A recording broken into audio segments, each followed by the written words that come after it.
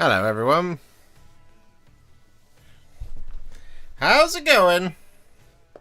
We're back, we're live. We did it. We got 2 live streams in a week. We did it. Praise. Yes, we're here. We're live. Tonight, we've got a lot of things to get on with. So we're going to be getting on with them very shortly. Tonight we're going to be finishing off the Grey Company, the Army of the Dead, and my Blood Angels list. Or the Army of the Return of the King, basically. That's what we're doing tonight. So we've got Elldan and Elrohir on foot, Elldan and Elrohir on horse. We have 3 paints left to apply to them. Flayed One Flesh, Ironbreaker, and Liberator Gold. My least favourite part of painting anything. We've also got the bases to do on 5 Blood Angels Heavy Intercessors. So that's what we're going to be doing tonight. And this finishes off 3 armies, which is cool. So, that's what we're going to do.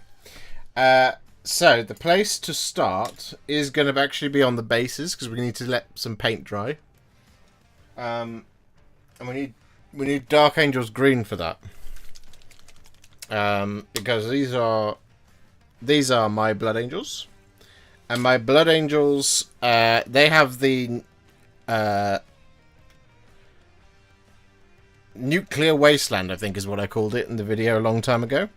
They have this sort of swampy snow scheme, which starts off with some Stirland mud on the base, and then what we do is we make some little pools whilst we apply that Stirland mud, and then we take some Dark Angels Green and just apply it in those areas.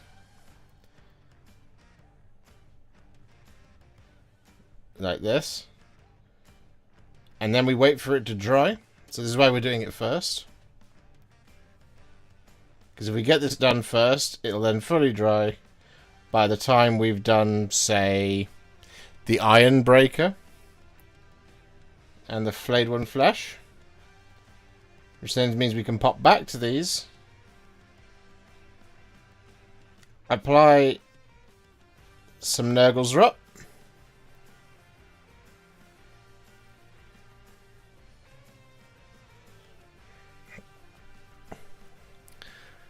And then finally dry brush and add some Valhalla Blizzard. But we'll also be applying some Stirland Mud over the top of all of our finished MESBG models as well. So, a bit of a house of cards in hope that it doesn't all come crashing down. It involves me being really efficient, being able to concentrate for a long time,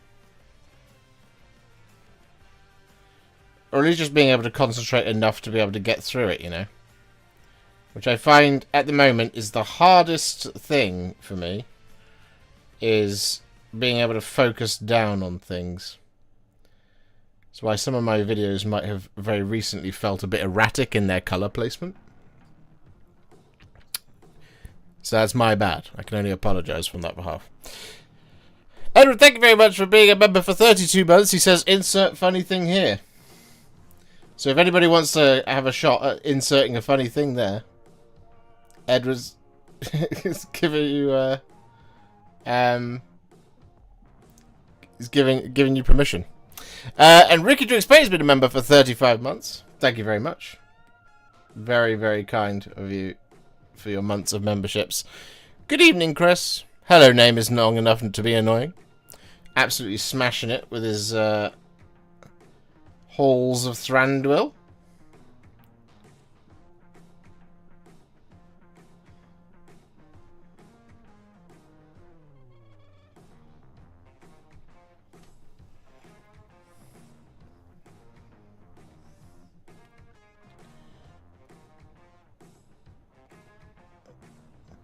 There we go, that'll do for that guy. 3 down. You're our 4. I hope that's how I say it. Thank you very much for the £10 super chat. Hi, Warhipster. Just spent the Easter weekend following your Fulgrim tutorial and he looks phenomenal. Keep it going. Well, you keep it going. That sounded more aggressive than it was meant to be. It was meant to be encouraging. You keep it up, my friend. I'm glad you enjoyed the video. Thank you so much for the £10 super chat. It is very generous of you. I really appreciate it. Thank you so much. It's that kind of support that keeps the lights on around here. And always will keep it going. As long as I possibly can. As long as I have enough strength in my body. Models will be painted. And videos shall be made. That'll do.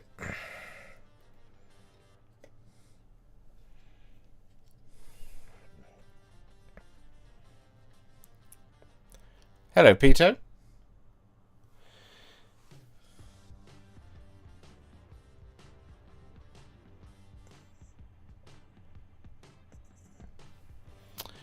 Working on a diorama with blood ravens right now. Nice. What's the story of your diorama? Is it the blood ravens sneaking into my house? Or a house? And stealing everything that isn't nailed down?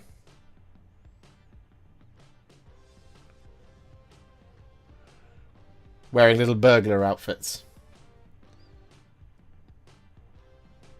And carrying Munitorum crates that say swag on them.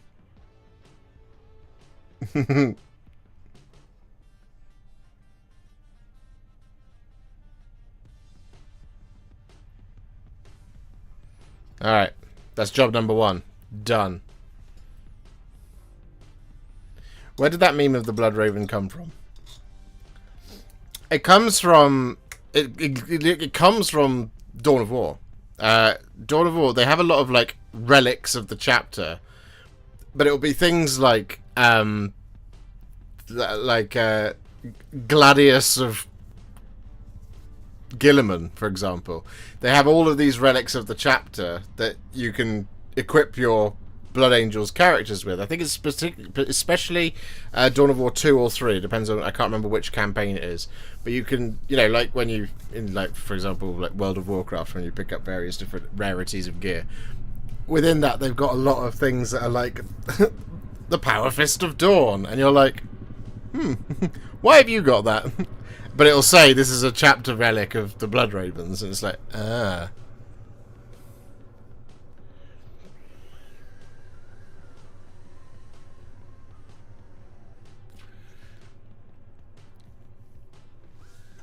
What do you think of the AOS The Last World rumour, if true? Well, I don't think it is true, so there you go.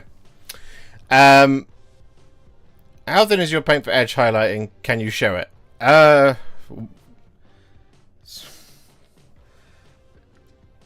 same as I thin everything else normally, it's like 1-to-1. There's a video on the channel about thinning paint.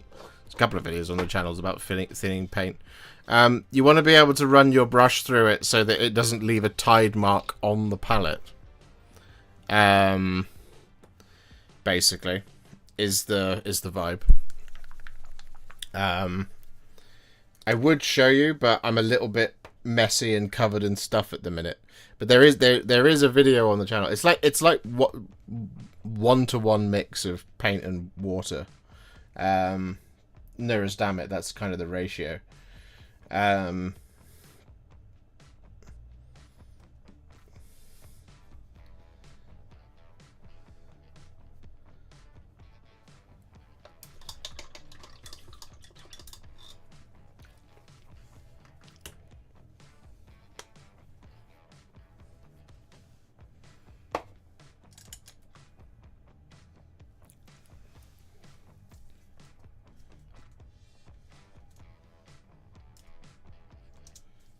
Okay. You'll be unsurprised to hear that I have been filming this video, so we're going to film the next part.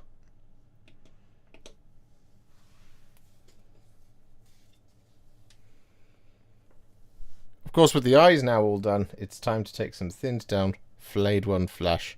I'm going to use this to highlight their faces.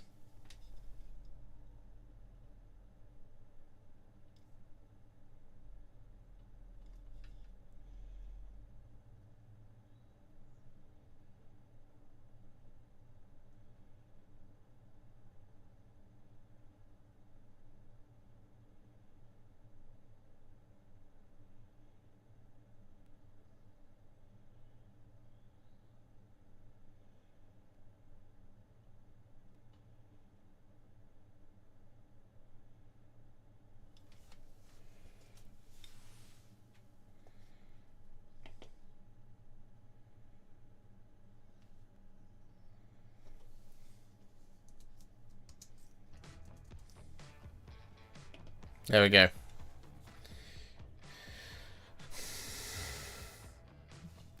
So yeah, this is what I've been working on the last couple of days. I really want to finish this now. Because I'm sick of having it hanging over me on my desk.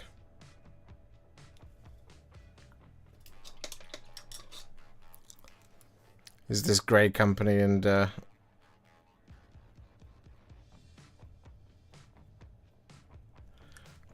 Return of the King list. It's been mostly complete for weeks. For a very, very long time it's been mostly finished. But I haven't had the breathing space to be able to do the last couple of bits for it, which have been a couple of Rangers and 3 character models. Well, technically 5 character models. Which has just been a pain. But we're finally doing it. Because like I said, it's just been there glaring at me on the desk for ages.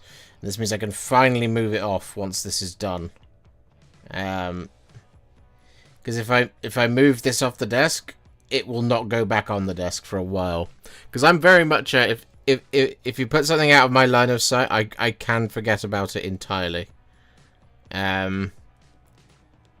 Especially when it comes to half-painted models.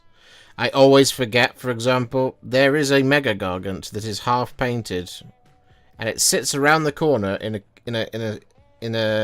Kallax cube, never to be painted, because I can't see it. 0 object permanence, me. That horse is phenomenal. Have you done any white walls? I'm pretty sure I have, in amongst the Space Wall stuff. If not in the Space Wall stuff, I would check out the Gloomspite Snarlfang stuff. I definitely done something to that effect in those videos, for sure. I have.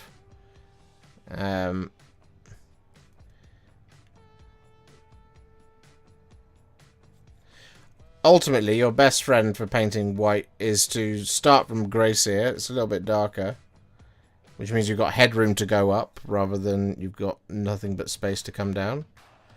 Null Noil is a really good ally for painting white fur and flesh and stuff, but I like Soulblight Grey as well for that purpose. So Soulblight Grey first, and then relayer it all with some Corax White. But in the instance of doing something like a White Wolf, you would just dry brush it with the white, because you've got so much lovely texture on a wolf.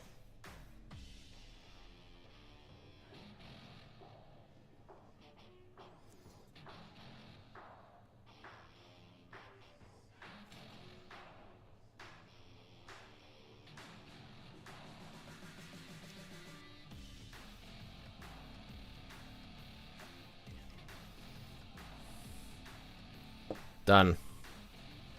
Flayed one flesh all applied.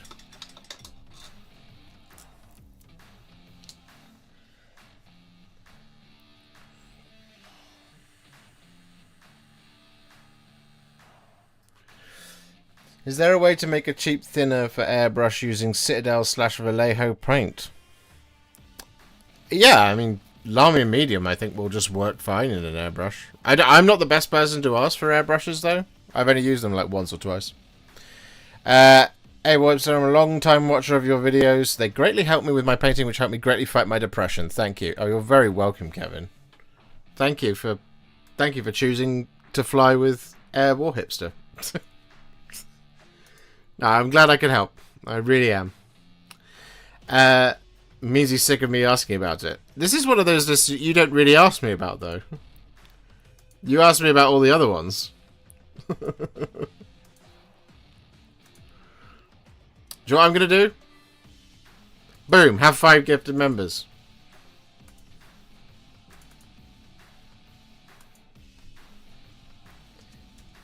There we go.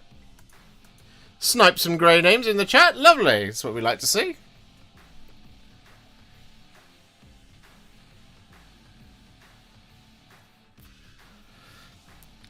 But yeah, I mean, these horses, all they are is Soul Blight Grey, then Relay with Corax White, and the hair in the mane on one of them is Null Noil, and the hair in the mane on the other one is Seraphim Sepia. That's all. That's all they are.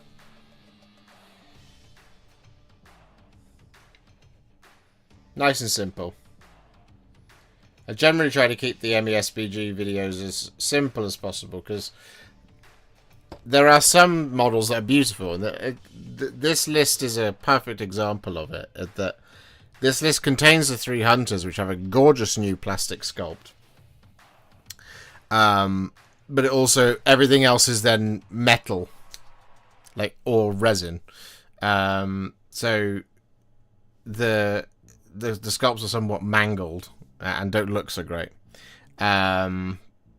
which is a bit of a shame.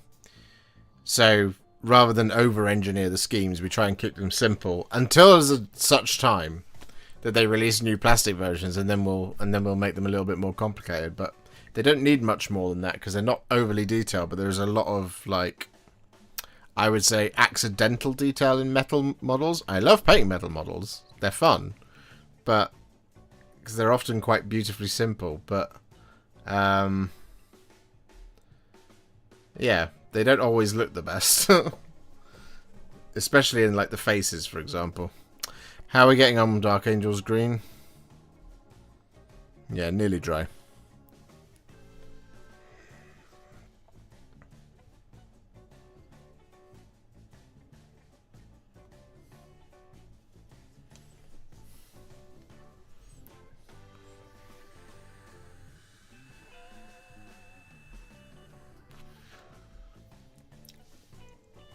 New plastic minis, you'll let them release? Exciting.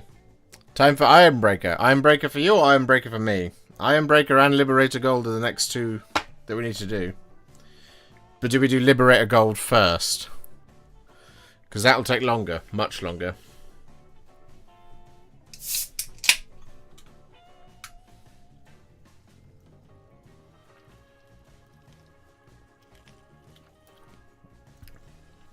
Wow. What can you guys tell me about AOS? I'm interested in that universe since I love the fantasy one. Are they connected or different universe? No, they are connected. Age of Sigmar was born out of the death of the old world. When the only 2 remaining souls were Archaon and Sigmar himself, clinging to the remnants of a destroyed world that is now known as Malice. It's a wonderful setting. There's a lot of deep, rich lore to it. It's well worth, like, even if you just get your hands on, like, a core book, like a core rule book. There's loads of really good, good information in those. So they are connected, pretty loosely, but they are connected. There are quite a few survivors, to be fair. Teclis, Tyrion, Balerion, Grugni, Elariel, Marathi. They all made their way to the Age of Sigmar. Because after the world that was destroyed, the winds of magic escaped and formed the mortal realms. So Age of Sigmar is more of a sort of very complicated child's mobile, as it were. You know, the thing that you hang above a baby's crib.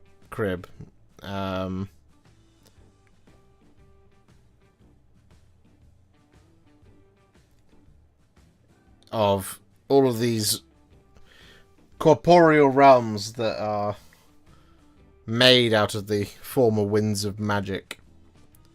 Hence why there is a realm of death, a realm of metal, a realm of fire, a realm of life, a realm of chaos,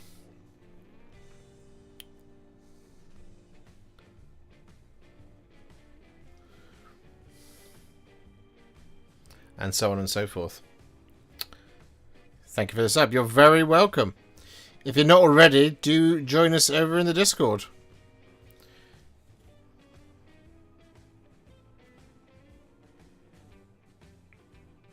Where many new friends await you.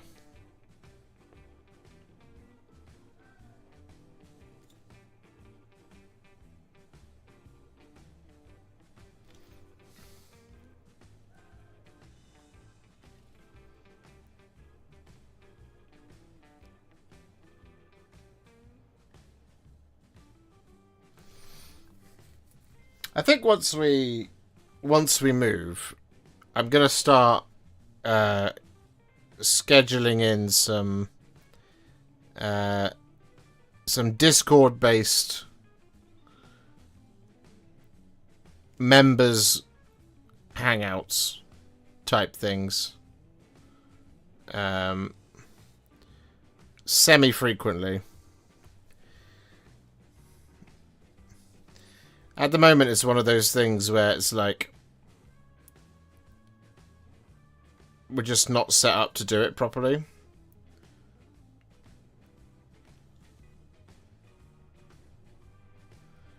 But it is something that I've been thinking about wanting to do.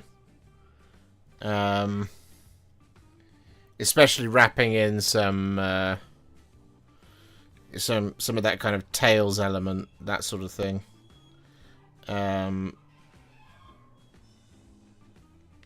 But like I said, we're just not really set up for it now. In the way that I would want to be able to run it.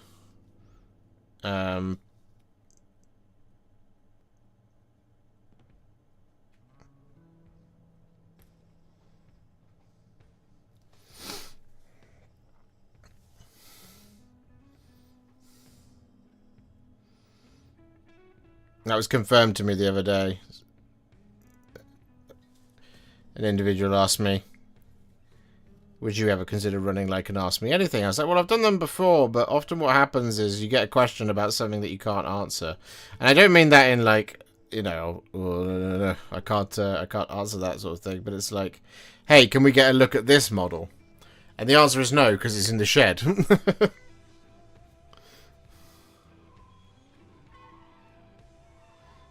Or I just want to see the back of this thing. Nope, it's in the shed.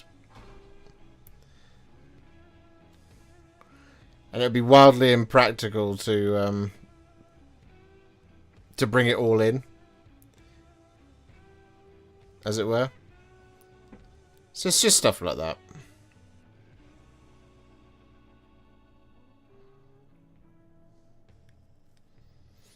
Little bits and bobs here and there. Little things.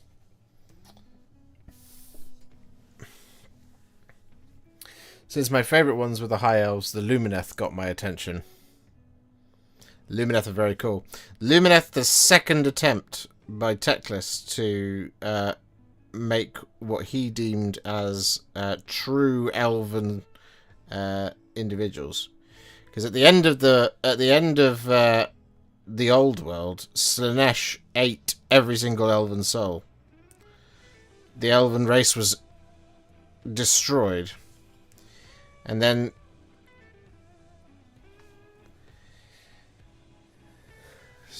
so all of the souls of the elves were trapped in Slaanesh's belly, and Slaanesh went off to have a big long nap after that, because that was quite exhausting.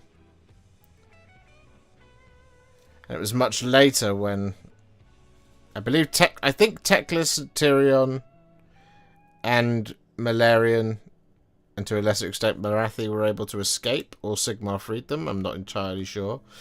When they had, they weren't able to kill Slaanesh, but they were able to imprison Slaanesh in between the realms of Ulgu and Hish, otherwise known as the Realm of Shadow and the Realm of Light.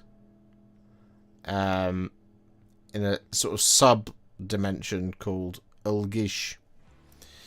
And that's where She Who Thirsts currently slumbers.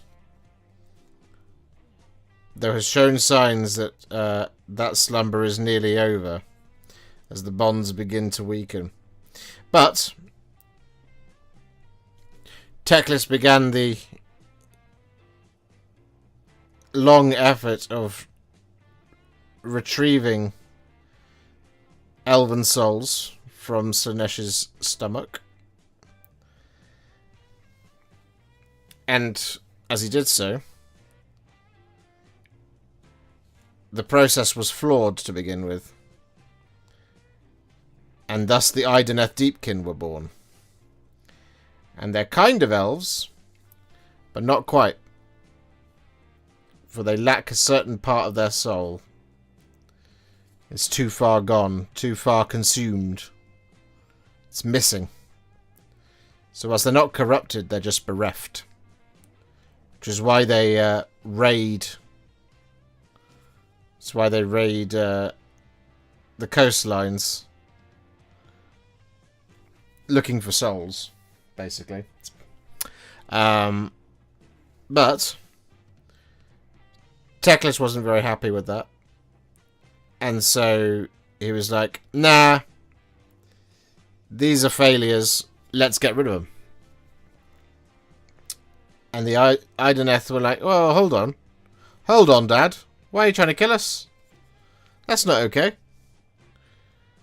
So they fled before he could do that, and they fled to the depths of the oceans where he wouldn't be able to find them.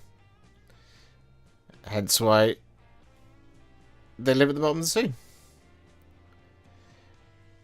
But his next attempt, he created the Lumineth. And there was much rejoicing. For they were perfect in his eyes.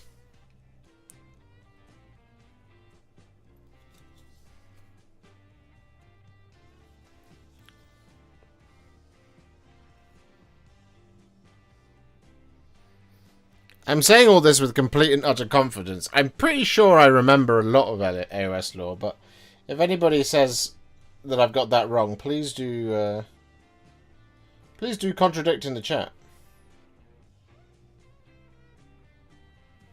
That's what it's there for.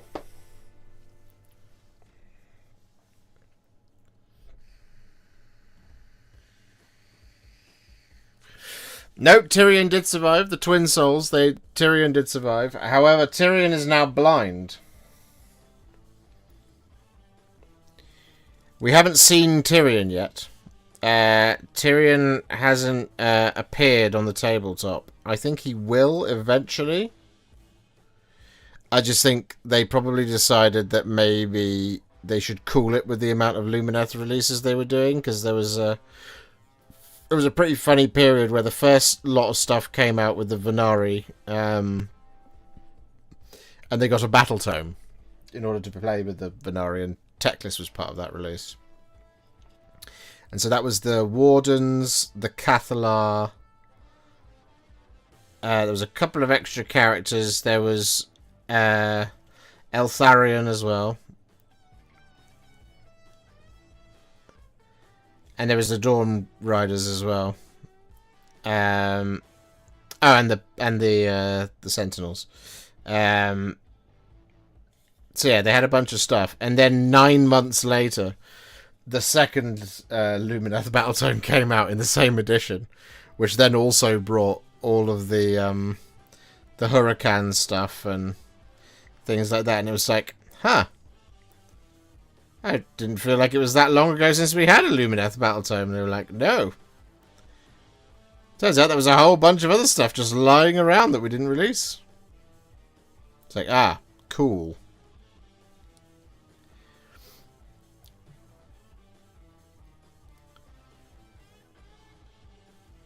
But they played a pretty important part in the end of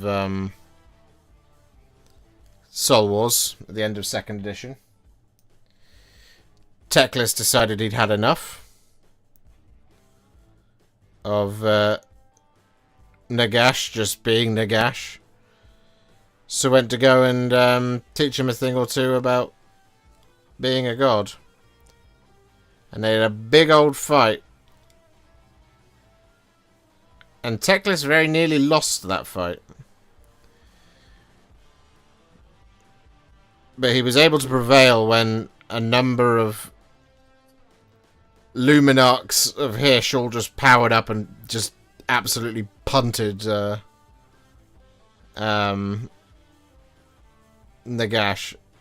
thus ending the Necroquake during the Broken Realms saga of books, which was such a good series of books. It was really good. I really liked it. Marathi decided she'd had enough of not being a god, so took it upon herself to become a god, and ended up sacking the city of Anvilgard, one of Sigmar's great cities, taking it for herself, and all of that blood spilled as part of the blood sacrifice gave her the ascended god status. So she is now a she is an ascended god. And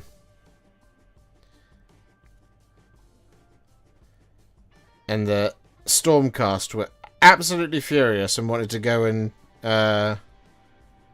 murder the Daughters of Cain. They were like, how dare they? And actually, the new character I saw it mentioned earlier. The new character in Spearhead Box. What's his name? Was it? I'm gonna look it up. Hang on. Warhammer Community. City of Ash. Nope. Spearhead. It is called City of Ash, I knew that. Anyway, the new character for the Cities of Sigmar, whose name is Jorvan Creel, the heir of the Kraken, is a former Wildercorps captain and native of fallen Anvilgard.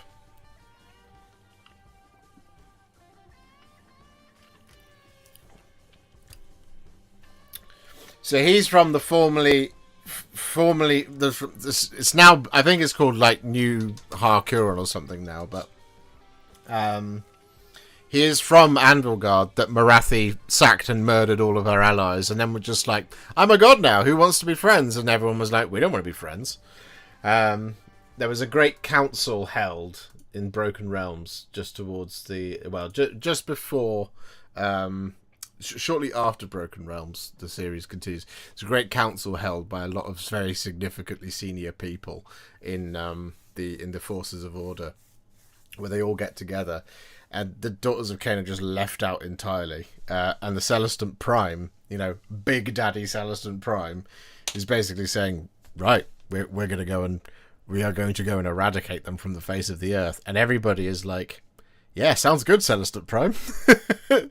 This is Celestant Prime, who's supposed to be the fair judge of Sigmar and the last word of Sigmar himself. And he's like, yep, we are going to go and like, this is unacceptable. This is absolute nonsense. And then it's Grungni who turns up. The dwarven god of smithies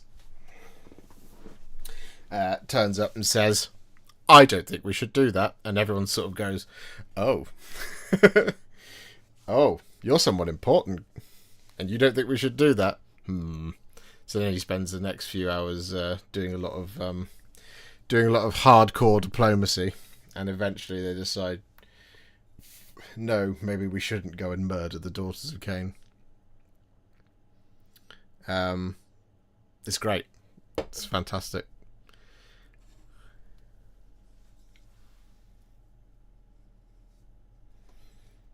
Really digging this lore hipster. I love talking about this sort of thing. It's a really great question that was asked. I'll keep going if that's what people want to say.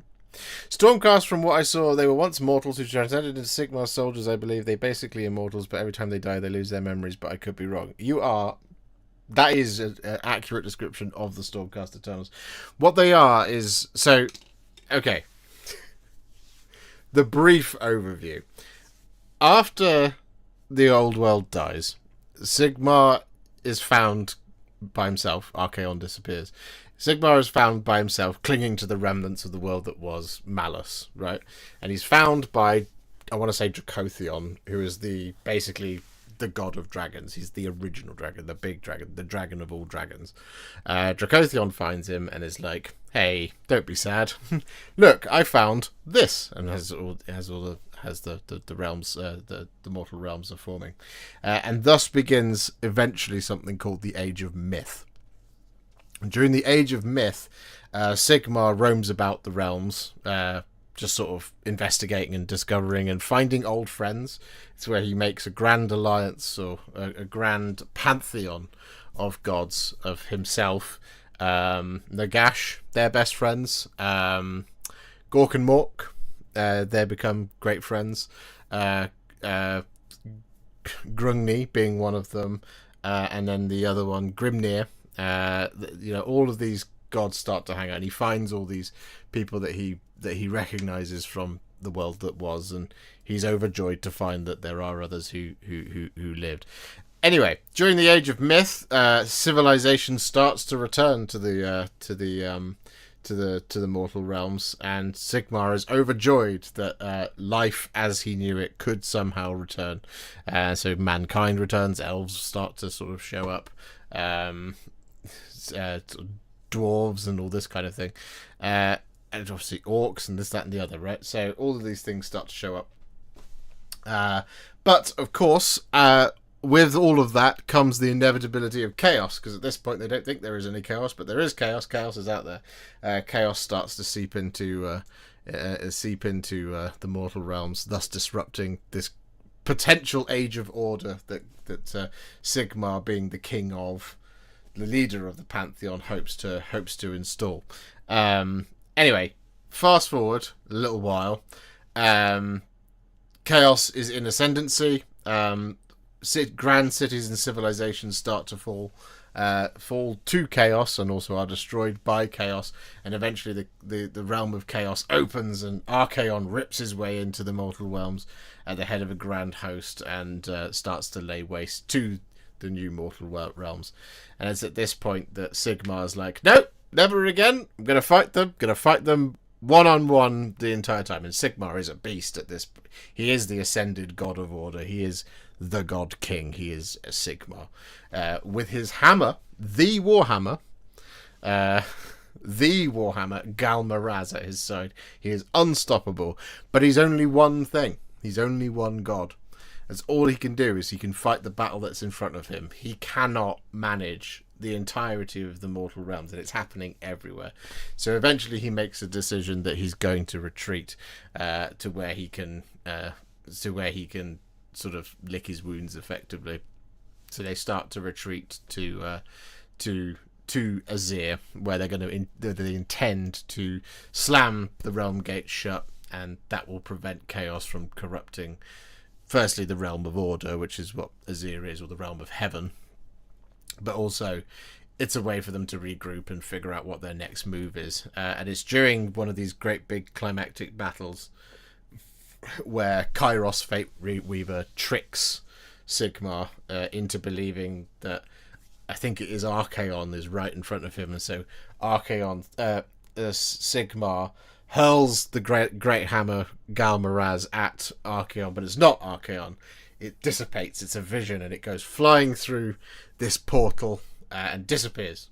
The Warhammer disappears, and at that point, the whole thing starts to collapse. So he's like, "Nope, this slow tactical retreat, that's done. Everyone panic, run for Azir. We're slamming the gate shut now," and so does. And that's why a lot of people were left behind and felt abandoned. However, during this time, he has a plan. He has a plan to create this force that could possibly stand up to chaos, but also, if needs be, reclaim the realms. And that's what he sets Grungni to the task of doing. And so everything that is that happens then on, all of the weapons and stuff are made by Grungni, and all of the armor of the Stormcast is made by Grungni, as well as the forging of the souls and the creation of the Simulacrum, or I can't remember what it's exactly called, but the thing where their souls go. Anyway, what then happens over the next couple of thousand years, I think it is. It's quite a long time. Well, it's not 1,000 years, but over the next period of time, let's say hundreds of years, I can't exactly remember, but what then happens over the next period of time is that the gates of Azir are slammed shut. Chaos can't get to it, so Chaos runs rampant through the realms, and Sigmar in Azir starts to rebuild his forces. And this is where he starts to build the Stormcast Eternals. And the Stormcast Eternals are the worthy souls that, well, the souls that Sigmar deems worthy enough to become great heroes and protectors of order, right? And they are people who, either through great faith to Sigmar that he will return and save them, or just general faith to Sigmar, even though he's abandoned them in their time of need. So people of great faith to Sigmar, people of great heroic sacrifice, people of great skill, and people who just are principled enough to, you know, reject chaos in all of its forms, you know, and it doesn't really matter. But all the things, as long as they are diametrically, I think that's the right word, opposed to chaos in its essence, they are deemed a worthy soul. And then at the point of their death, rather than Nagash taking their soul, Sigmar whisks their soul away to Azir, so it explodes into a thing of lightning and shoots back up to Azir, where the soul is then forged into a new storm-wrought body and clad in the finest Sigmarite armor and given the finest Sigmarite weapons, and thus becomes a Stormcast Eternal. So every single one of them is somebody who did something pretty cool in their previous life. An example of this is my boy, and I'm pretty sure Edward's favourite boy as well, Guard of Steel Soul. His name was Garadan the Healer in his mortal life. He was a doctor. He was not even a doctor really. He ran a aid, like a hospice, essentially, and the forces of chaos were at the door trying to bust their way in. And after many days and nights of him caring for the sick and injured, the last caring act he made for his sick and injured patients was with Sigmar's name upon his lips, took up 2 large candlesticks to fight, having never fought before, to fight the forces of chaos off, just to save his patients, and he died doing so. But at the point of his death, his soul was taken by Sigmar, and thus later forged into the Lord Celestant, known as Guard of Steel Soul, the holiest, the badassiest, most beautiful man in all of Age of Sigmar. As but one example.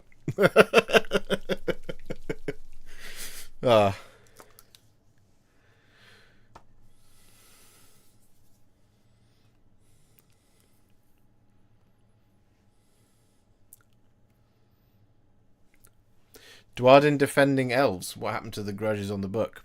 Grungni's a slightly different case. Grungni has a lot of shame because I don't know how you exactly say his name, but Grungni abandoned the Duardin. He left it all behind. He was sick of... He finds out that Sigmar basically tricked Grimnir into going to try and do something that Grimnir was not capable of actually doing, knowing full well that Grimnir was not capable of doing, and thus Grimnir was allegedly killed and destroyed. We don't know for sure, but Grimnir's gone. And Grungni felt utterly betrayed by that, and so abandoned everything. But in that process, he also abandoned the other Duardin. And at the time, the Duardin live in these things, great underground cities called the Khazalid. It's the Khazalid Empire, essentially. But at that time, obviously, the age of chaos is approaching. The age of myth is ending, and chaos is at the door. And battering down the doors of the Khazalid Empire. So the Khazalid holds are slowly going out one by one, and they are dying. And they look to people like Grungni, and he's just like, nah, I've got my own pain to deal with, and so abandons them in their time of need. And then what happens at this point is two factions appear who deal with the Age of Chaos in two different ways. And some of this is brand new lore, which is really cool. Is that the Hellsmiths of Hashut, they decide the best way to survive is to comply, which is what they do. So those are Dwarden that just complied with Chaos. They didn't die fighting, they just complied. They also figured out how to manipulate Chaos energy and this, that, and the other, which is how they were able to then prove their worth to Archaon and various other Chaos warlords. But that's how the Hellsmiths survived. The other ones that survived are the not what they're called, the Caradron Overlords. And the Caradron Overlords are really cool because what they figure out is the only way to survive the death of the Khazad Empire, and the only way that the Dwarden will survive is by abandoning their way of life, which is to not live underground. They have to leave. They have to abandon their ancestral homes. And the only way they can do that is in the sky. Because they're in these mountains and there's no way out other than up. Right? So they head up and they use their genius and their engineering skills and just the things that they're good at to improvise a way out, and that's how they do it. And then they hide in the skies for the next long period of time. It's really cool. It's really cool. Really cool story the Dwarden have. So the Iron King, it's not the Iron King, the Caradron Overlords survived in spite of Grungni, and so they're very mad at him for abandoning them, and that's that. So Grungni is trying his hardest to do everything that he can to be forgiven by the Dwarden, and the Hellsmiths survived by rejecting Grungni. That's how.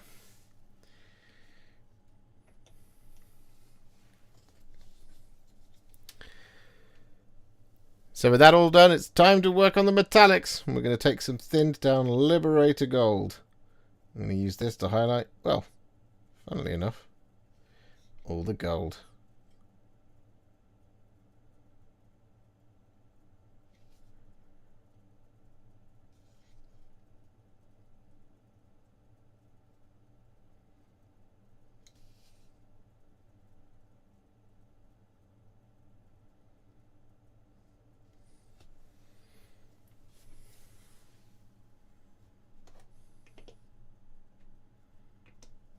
There you go.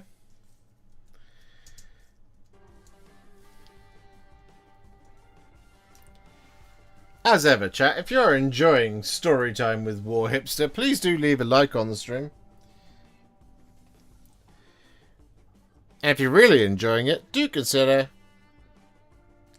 gifting some memberships, becoming a member, or indeed super chatting any questions I will do my hardest to answer whilst I apply this Liberator Gold to Elldan or Elrohir. I haven't figured out which one is which yet. I think the only way you're supposed to tell is by how much grey they have on their cloaks. I think that's supposed to be the delineation.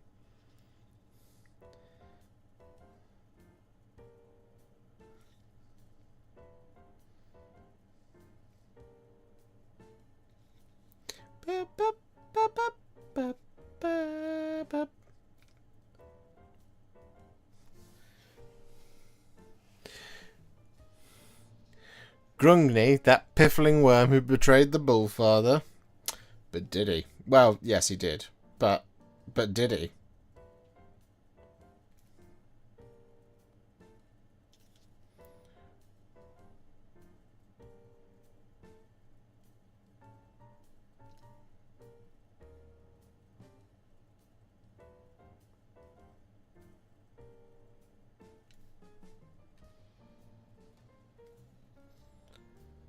It's not Grungni's fault that he was deciding to escape a toxic work environment. You know?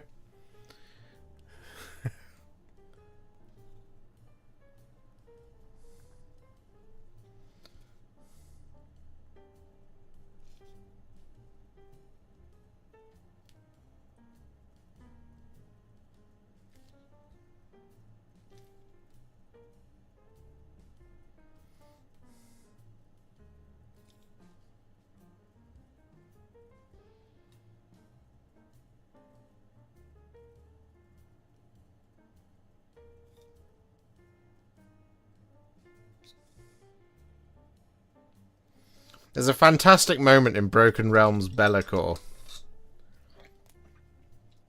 There's a lot of very sad things that happen in Broken Realms Be'lakor, but there's a fantastic moment in Broken Realms Be'lakor where, at the height of the siege, when Be'lakor thinks he's about to win, he hears the crashing of thunder above, and he's like, I wonder what that could be. And then suddenly, the united skyports of the Caradron Overlords arrive, and this never happened before, ever, and it hasn't happened again since. But basically, hundreds and hundreds and hundreds of these Arcanaut ships appear in the sky, descending towards the city, which I can't remember the name of at the minute, but it'll come back to me in a minute. He's like, "Oh, well, I guess I'll go deal with that by myself then." And he's all giving it the big un. So I'm gonna come in. I get to wipe out 2 things today. And he makes a beeline straight for the admirals, whose name I've forgotten as well. Makes a beeline straight for his ship, and is like, right, I've come to kill you, and then I'm going to kill everybody else, and this, that, and the other, and he starts killing Dwarden. And then there's just this old bloke who you've been following for a lot of the book, just sort of walks out with his smithing hammer in hand. And Be'lakor takes one look at him and just goes, "Oh yeah, siege is over. Yeah, we're off. Bye. GG's. Enjoy the rest of your day, and we'll see you in a bit." Because he recognises the hammer, and he goes, "Oh no." Now, Be'lakor might be a big deal, and Be'lakor is an ancient, powerful enemy, but he is fundamentally still just a demon prince, really.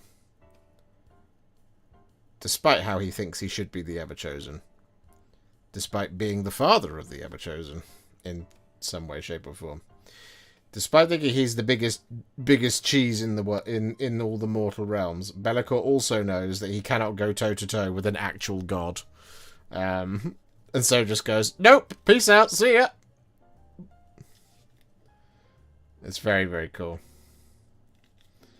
And that's when you go, "Oh, it was Grungni all along. Right, I get it."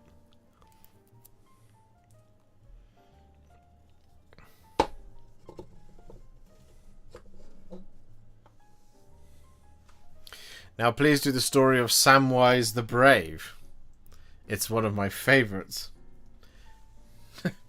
Now, Ricky, I was being serious.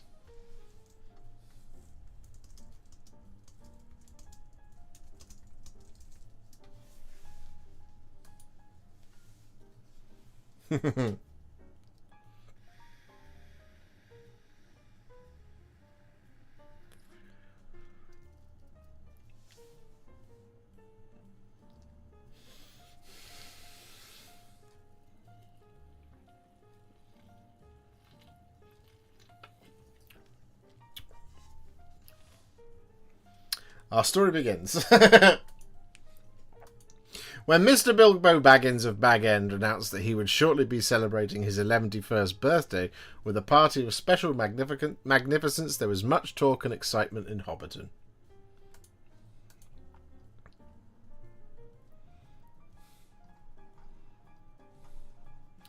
The new army book lists Elldan and Elrohir separately. It's the only way I tell them apart. Ah, okay.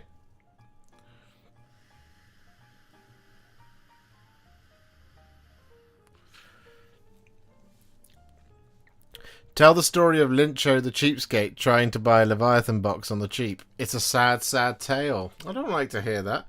Where are you based? Did I ask you this on Monday, Lyncho? Where are you based?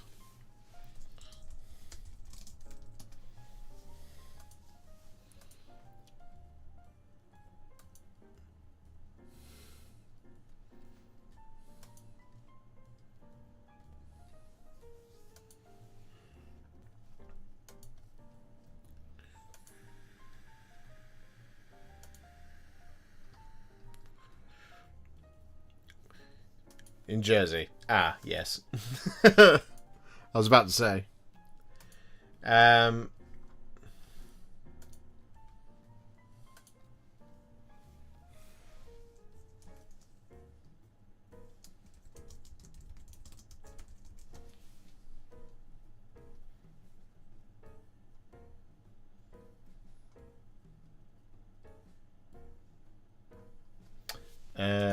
Hold on.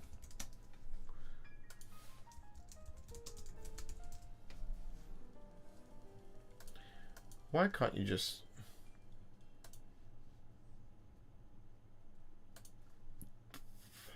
Go.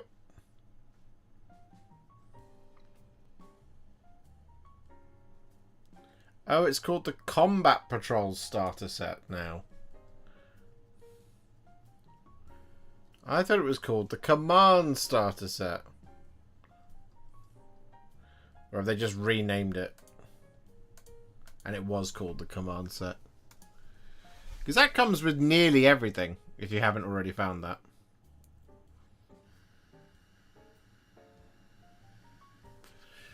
Although that is currently out of stock.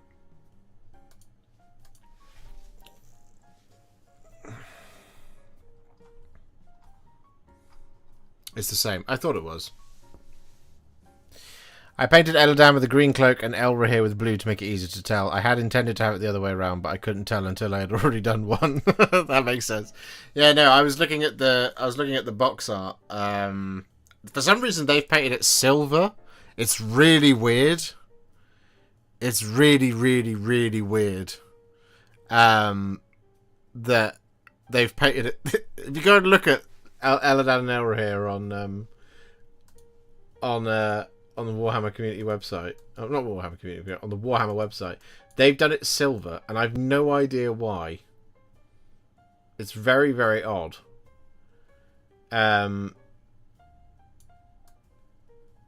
So instead, all as I've done is I've just changed the amount of cloak that's painted, rather than do like both with full grey cloaks. I've done the amount of grey that's painted. So the difference between mine is that it's subtle difference, but it's enough of a difference, right? And then obviously they then match up with their horseborn versions, rather than silver, basically. Right. Okay, so we've done all the Liberator Gold. So the next job is to apply Nurgle's Rot over our Intercessors. Boom.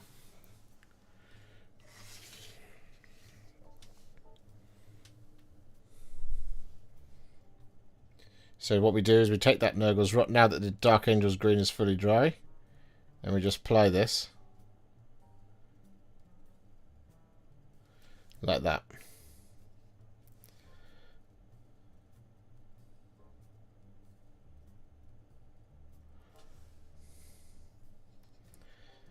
And then this will give us enough time to dry whilst we apply Ironbreaker to our 4 elves. Then we dry brush this base with some Tyrant Skull.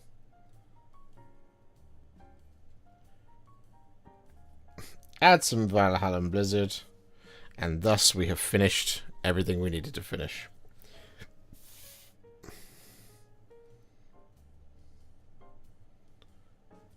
And Josh is a very happy boy.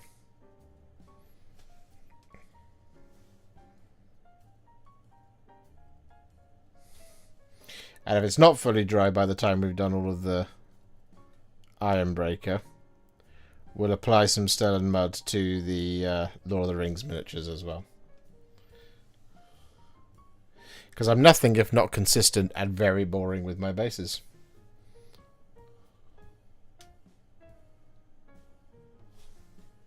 Yeah, no. Which is very exciting.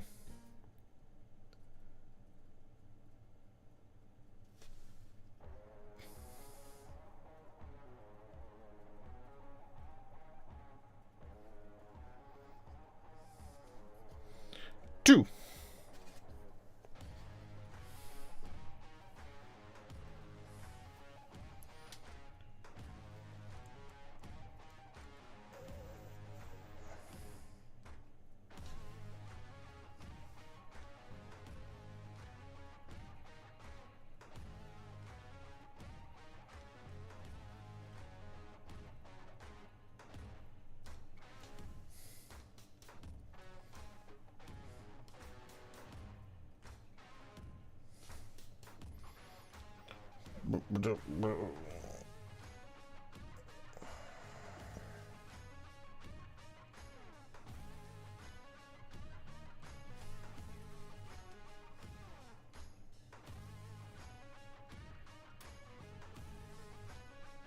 It's going to be really good to get these done as well,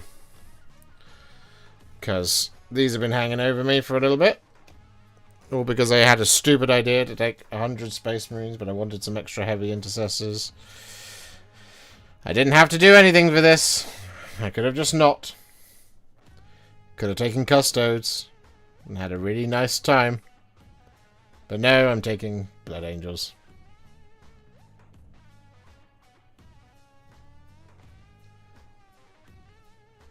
If anyone else is going to be at the Warhammer World Grand Tournament in a week and a half's time, on the 18th of April, I will be there, and I shall also be square.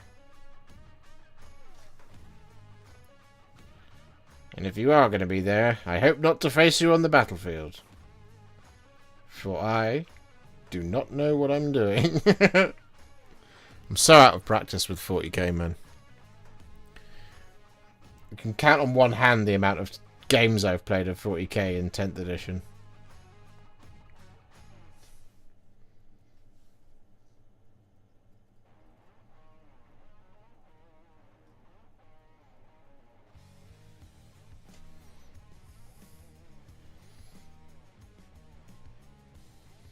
But I shall meet them in battle nonetheless.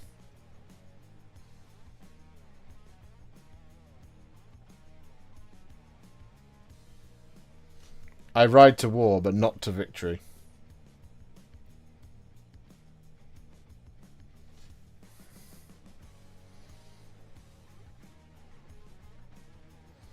Also, I kind of wanted to take the demons. And I wanted to take Be'lakor's Shadow Legion, because if you take Be'lakor's Shadow Legion, that means you are allowed to ally in this handsome chap. But this goes on the shelves on the Saturday. And I don't think that's allowed. I don't think I'm allowed to be like, yeah, I built and painted this before the tournament arrived. You know? I realise that the first game starts at 10 o'clock. It just took me 60 seconds, alright? God.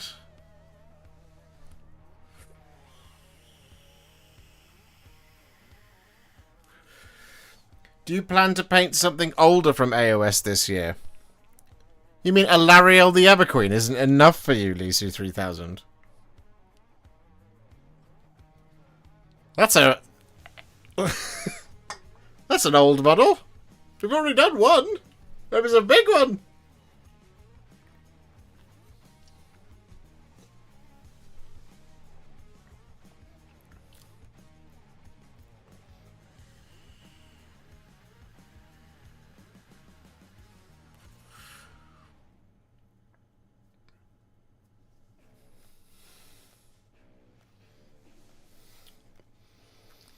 God, Josh.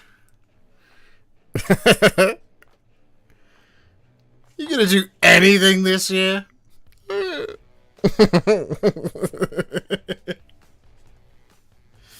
I would love a Celestant Prime painting tutorial in the colour of the Hallowed Knights.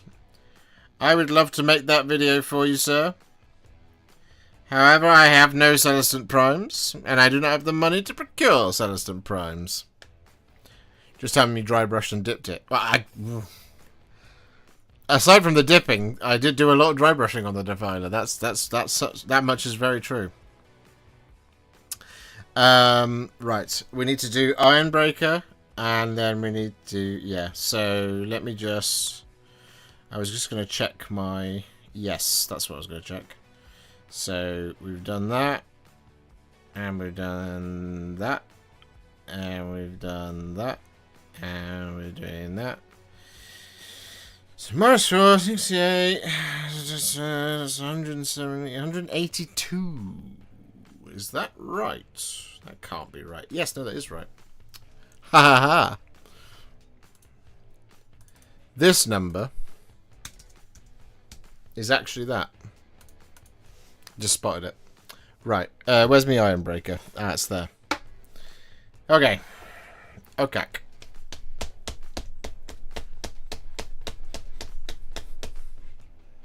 There's a God of Death if you want. I have one of those. I have one of those. He is in a box. Where he belongs. Awaiting my paintbrushes.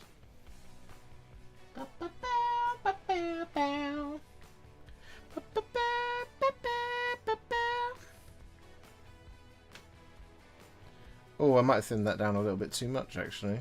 No, I think we should be fine. Okay. I look spectacular. Thank you very much, on-screen menu. Alrighty. I assume you're talking about the Defiler. Nothing else I've shown off tonight is spectacular, I reckon. Last live you had some pink brushes. What are those? Those are ruby brushes. I've been using them and enjoying them very muchly. I would be using them tonight. However, the video that I am filming for the Grey Company and the Army of the Dead, Return of the King. Return of the King and Grey Company. I started that video months ago using the Artist Opus brush and the Citadel brushes. I didn't want to suddenly change for the last 2-3 parts of that video. So I'm using the old brushes to sort that out. Hence why we also don't have the new microphone plugged in. I really wanted to have it plugged in for all of you guys so you'd be able to hear my voice in even more gorgeousness. But we haven't plugged it in because I was waiting for a cloud lifter to arrive. Because we have one of these bad boys. I'm very excited. I'm very excited.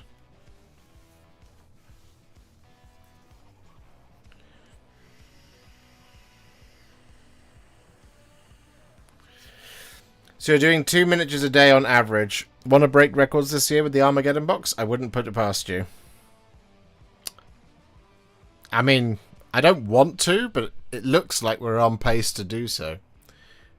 Of course, the record being 600, which we achieved last year as well.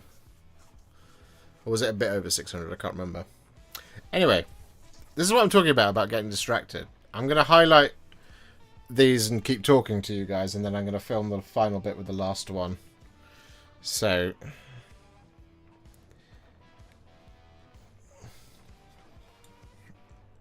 there's that. So once I finish these 4, that will take us to 186.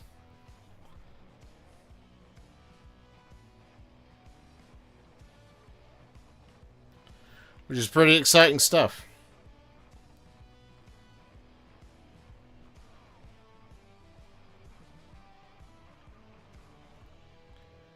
And we're not even out of April yet.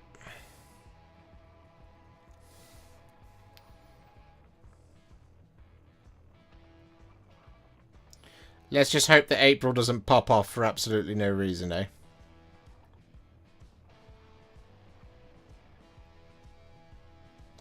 Otherwise, I'll feel super guilty about going to this event and not making all of the content.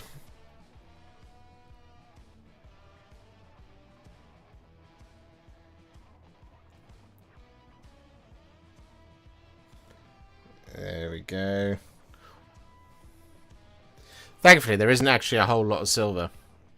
Where's the silver play button? You hung it up in the bedroom. I would. It's currently on our mantelpiece downstairs in the living room. Because there was a secure spot to put it there. But when we move, it will be front and centre, loud and proud, directly behind me.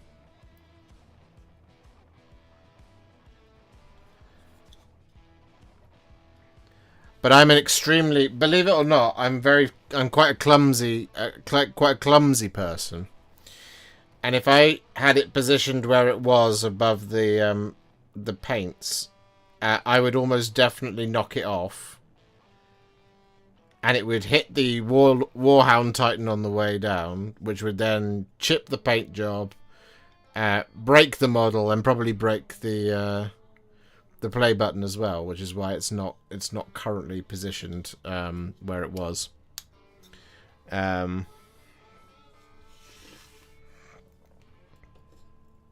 we're going to film you. I'm looking forward to how you do the new AOS Spearhead box. The new Deathmaster character looks great. Oh, thank you. I would very much like to paint that new Spearhead box, Games Workshop, if you're watching. And you'd like to send me a box of City of Ash, please do, because I would like to paint it. I would very much enjoy painting that.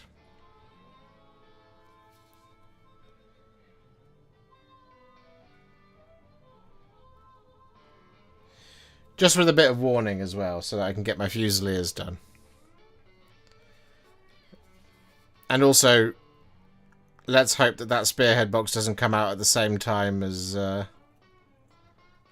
of the Cities of Sigmar as well, because otherwise that would be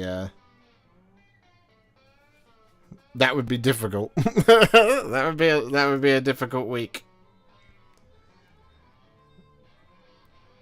That'll be one of those weeks where I'm like, hey guys, I'd love to go live and talk to all of you and be entertaining and all that stuff, but I'm literally drowning.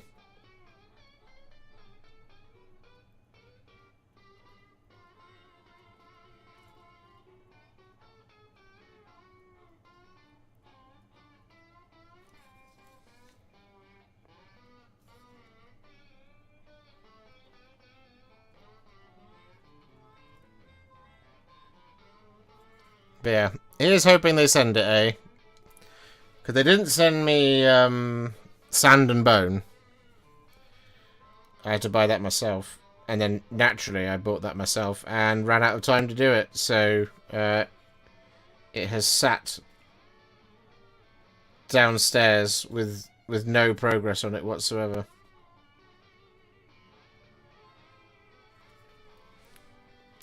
Classic tale of the Warhipster.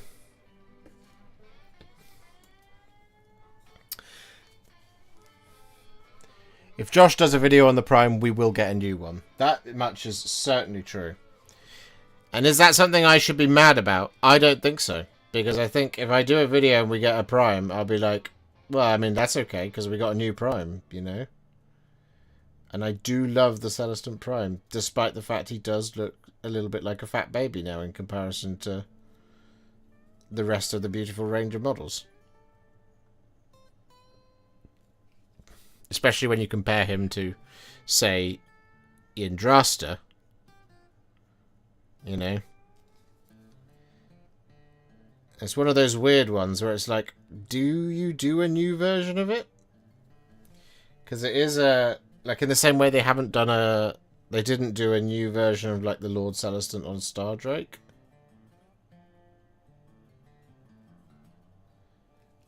And I was convinced that, like... that they probably would have done that by now, but...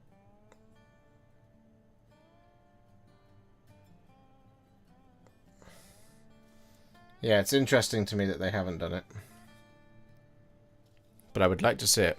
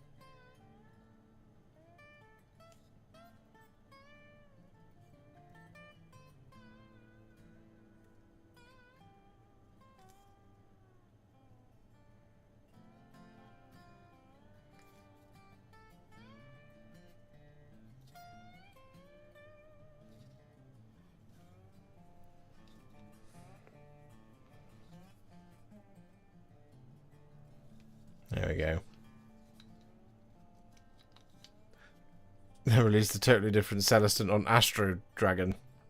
That's true. GW better be sending those new Riders of Rohan your way. Oh. Oh. I agree. I really hope that they do. But you never know. They might not. They might think, nah, you don't deserve them. You haven't done enough content this year.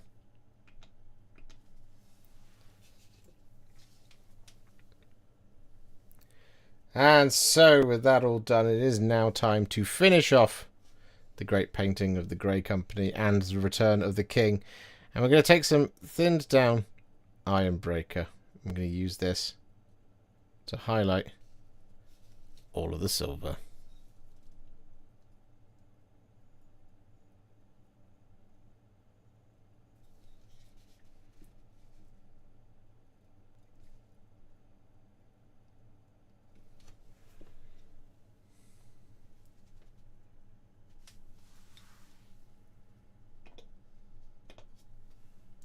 Boom.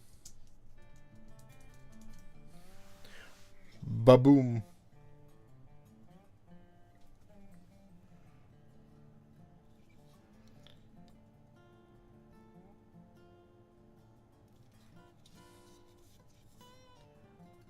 Nearly there.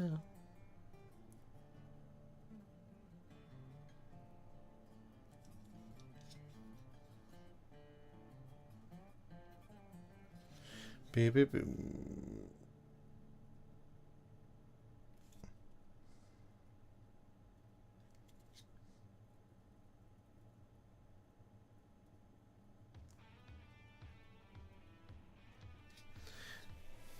Bow, bow, bow, bow, bow, bow, bow, bow.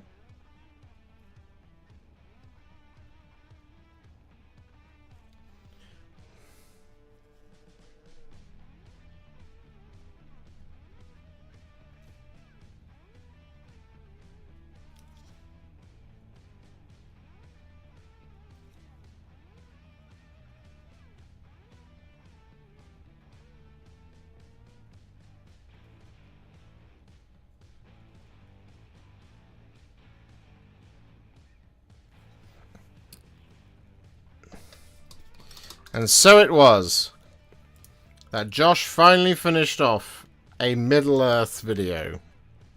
At long last. Elldan, Elrohir, on horse and on foot. I'll show you all the miniatures that we've painted for this video. So there's Elldan and Elrohir. We've got Halbarad and 6 Rangers of the North. We've also done 6 Dunedain of the North as well, for a little bit of variation in the army, in the collection. We have done the 3 Hunters. We've done Aragorn, Legolas, and Gimli. We have done the King of the Dead. We have done a Banner Bearer of the Dead. We have done a Rider of the Dead. We have done 2 Heralds of the Dead. And we have done 10 Warriors of the Dead. All in one video. And thus, the film version of the Return of the King list, I guess, and the book version of the Returning of the King have been completed in one whole video. And I know that the bit people are going to really want to watch is the 3 Hunters, but we've done the rest of it, so the rest of it had a chance at life. Here you go. Overhead. Boom. There they are. That is everything. Elldan and Elrohir. There they are. Aragorn, Legolas, and Gimli. Halbarad, with the banner of Arwen Evenstar. The 6 Rangers of the North. the 6 Dunedain, King of the Dead, Rider of the Dead, and all of the dead.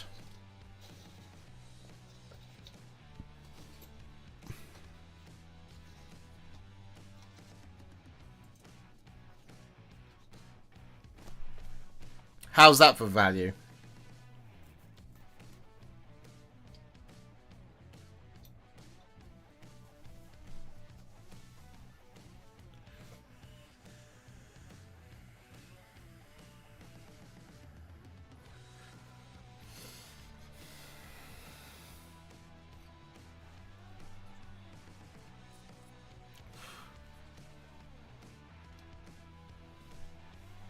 Love to see it.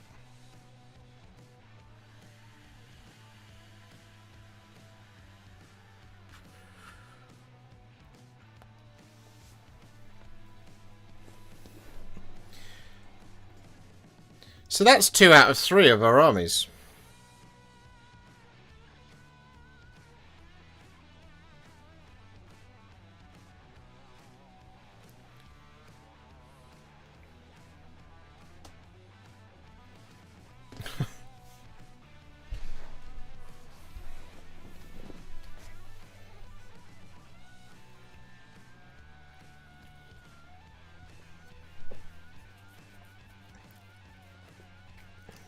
So it's going to be a dead video. Alright, don't remind me. No one's going to watch it. Alright. Wow.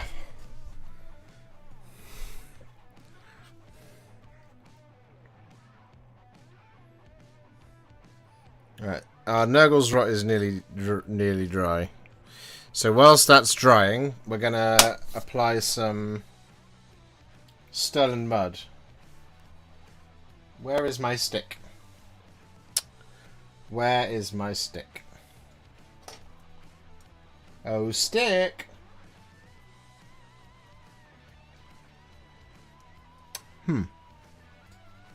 Curious.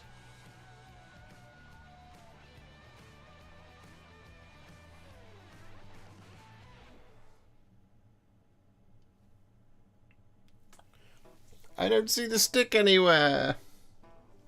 That's a problem. Oh. Ah, you cheeky bugger, you were hiding.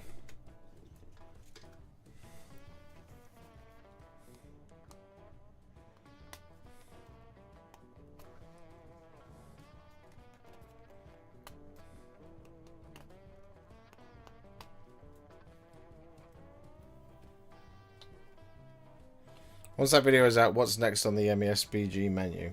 So the plan, in terms of like this process of doing things, right? The plan next is to get Isengard up to snuff. So what I need to do for Isengard, it's a lot of cleanup really. So what we have is we've got crossbows, we've got berserkers, we've got lurts, ugluk. I think there's a command set, a ballista, and we've got basically just another pile of like what are they called? Scouts and Uruk-hai warriors. Now, what I'm going to hopefully try and do... And the Crebain. Okay, yeah, and there's Crebain as well. Yep. So what I'm going to try and hopefully do... is Games Workshop, if you're watching, and you want to send your old pal Josh some new models.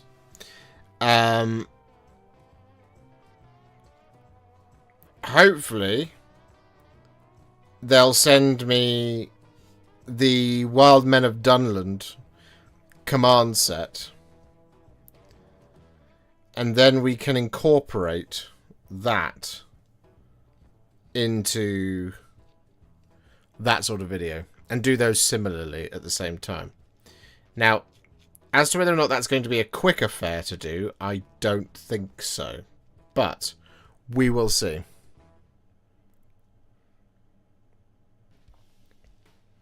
But yes, the intention is to do is Isengard next, because name is long enough to be annoying. Has asked me to do an evil army next, and so it's between them and Moria, but there's a lot more to. I think there's a lot more to do for Moria.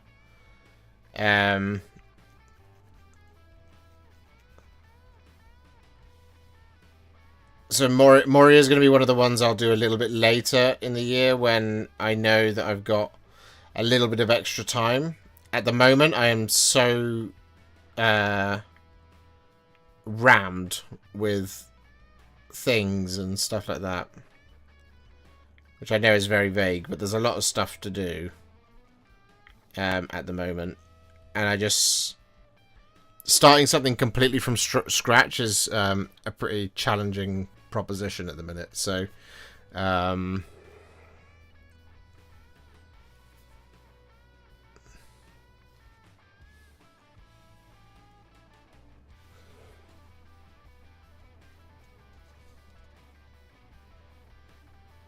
if you sort out our Isengard, you and I can combine and we can do a proper siege of Helm's Deep with Sean's terrain.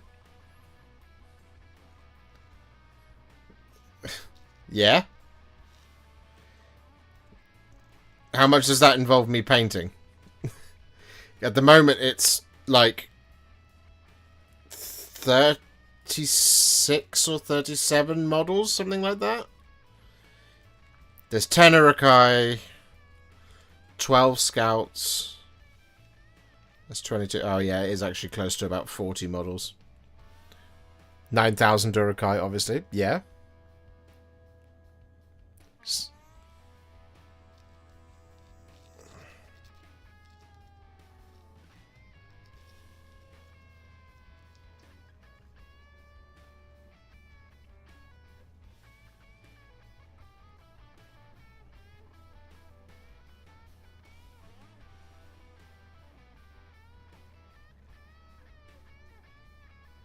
Like, the thing with doing Moria, for example, is that quite a significant portion of that army is the Balrog.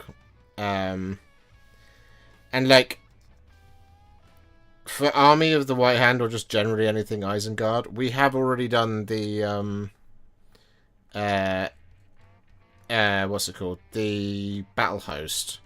So I already know where I am with Uruk-hai, and I know where I am with Uruk-hai Scouts. There are obviously variations, and there are specific colours within that for things like Lurtz and Ugluk and stuff like that. So there's little bits and bobs here. It's a lot easier on my brain to just have to figure out bits and bobs rather than I haven't painted any anything for Moria yet. So I have to figure it all out, as it were. That's the thinking.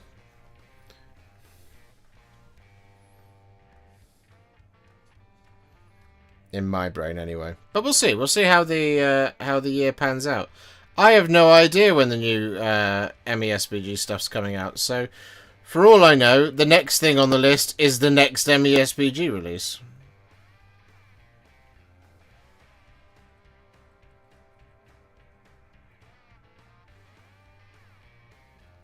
But if I had to guess, it'll be sometime before June is when that stuff will come out.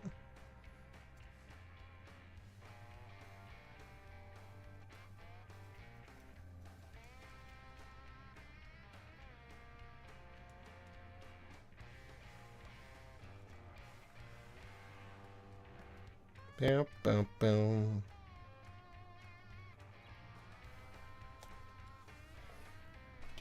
Let's just do that.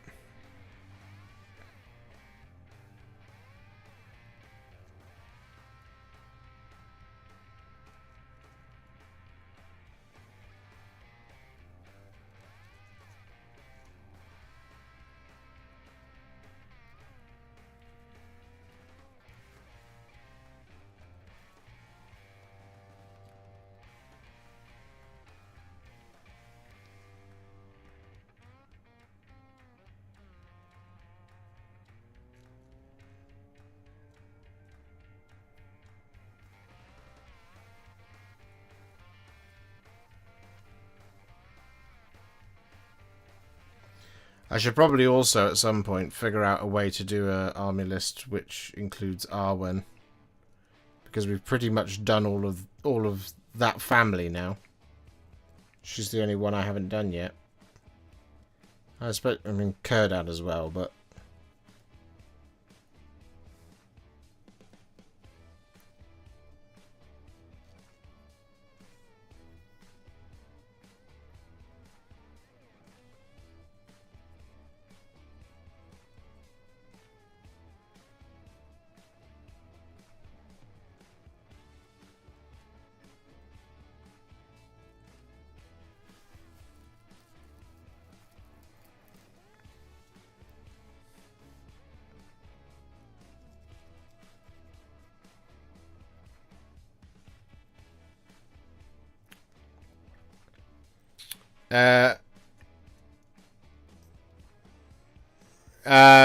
wrong Moria. Adam.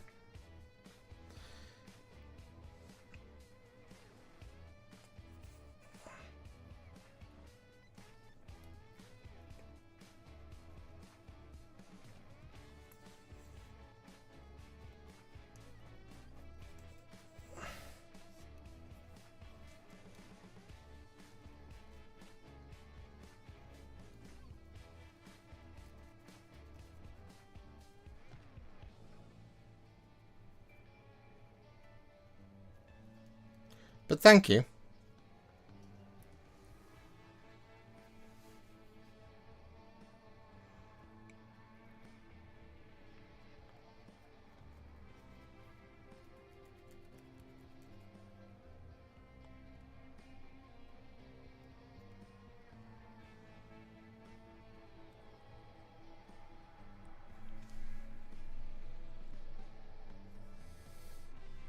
He has a Balrog and a Watcher, and the extra goblins he said he needed. No, you did send me that.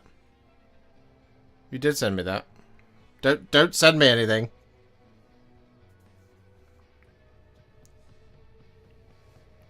Hello, Mr. Gwatkin. If you have the goblins, the Armies of Middle-earth version is an option. Yeah, but I'm not interested in that one.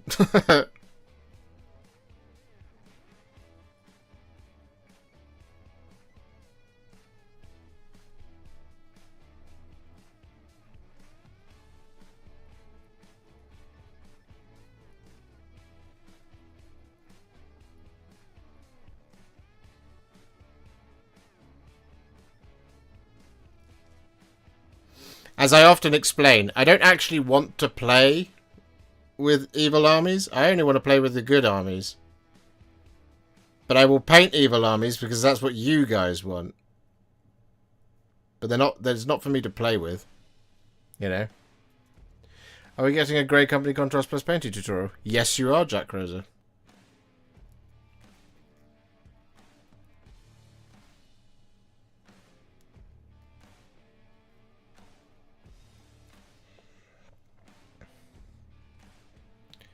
No, I do not need the Easterlings fleshed out. You know this.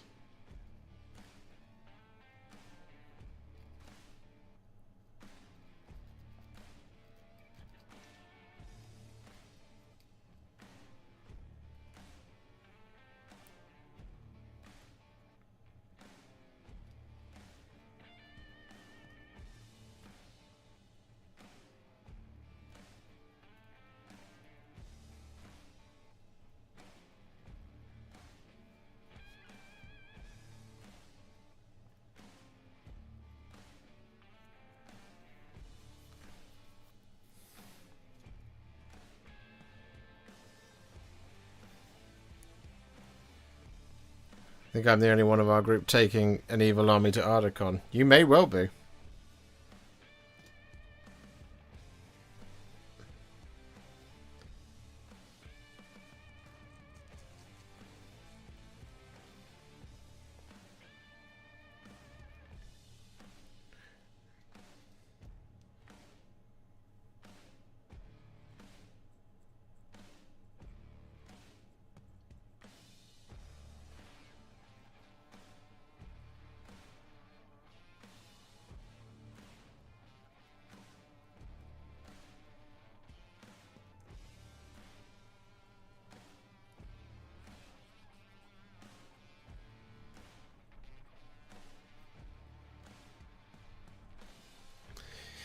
I used to feel that way. This year I stretched out to do some good/evil team events and wound up really loving Gundabad/Dol Guldur armies. That's cool.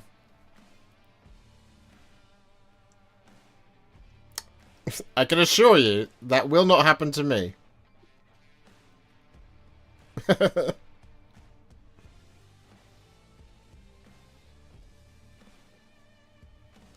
I am 36. I have been at one point. No, I'm not. I'm not 36. I'm 35. I turned 36 this year. I am 35. I have been collecting on and off, I would say, on and off Middle-earth models since the day it came out. I got the Last Alliance and all that very, very early. It wasn't the day it came out, but like very, very early in the life cycle. And at no point in the last 20 years have I ever had a single desire to ever play as an evil army. I just don't care for it. Now, that being said, if I went to an event where you had to take an evil army, it's better to be prepared for that and have an evil army on standby to do it. But those are games I will willingly lose with a terrible army because I have just so little desire to play it.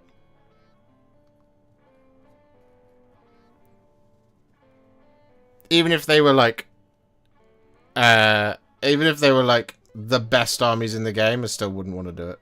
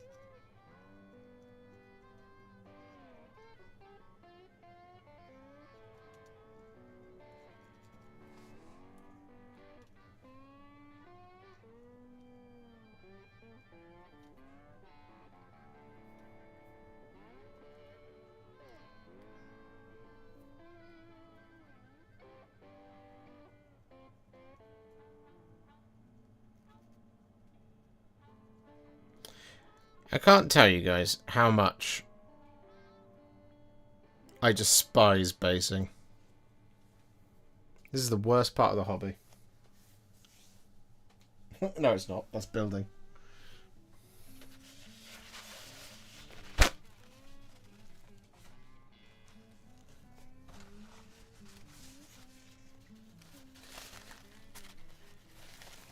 Can't see what you were painting. You don't want to. I'm applying Stirland mud to bases. Trust me, you don't want to see it. It's dull.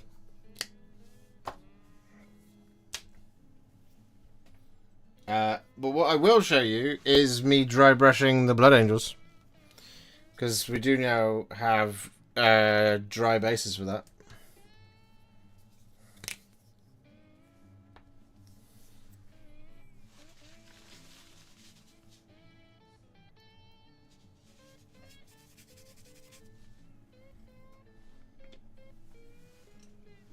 Alright, here we go. Turret scout.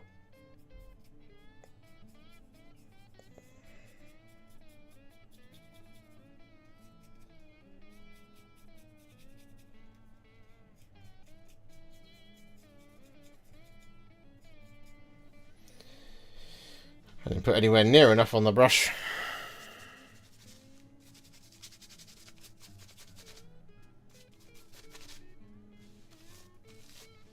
And that time I put way too much. There we go. It's better.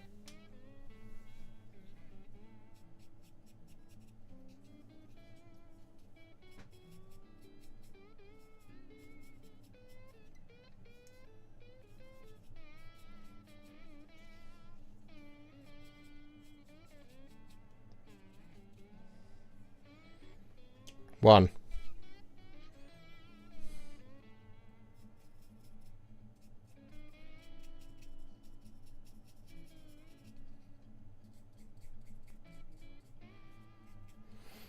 Blood Angels ahead of our return to Armageddon. I wish I could tell you that that was some form of prescience on my mind, but no. I have, as some of you may know, I have an absolutely enormous Blood Angels army. 10,000 points, near as damn it. And I'm going to an event in a couple of weeks, and I needed to paint 5 Heavy Intercessors for it. And that's annoying from a content creator's perspective, because not only have I done a lot of Blood Angels videos here on the channel, we've also done a Contrast Plus versus Classic video of Blood Angels Heavy Intercessors. So there's literally no content to be made out of these. So it's just been a case of just get them done in and amongst things. Which means I can't, you know, make that time efficient painting time.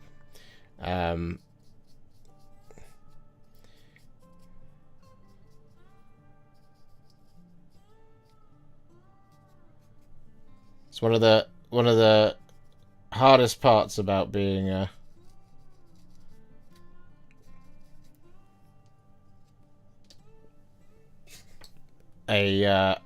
basically a painting YouTube channel, is that once you've done it once, that's it. It's done. So when you're trying to army paint,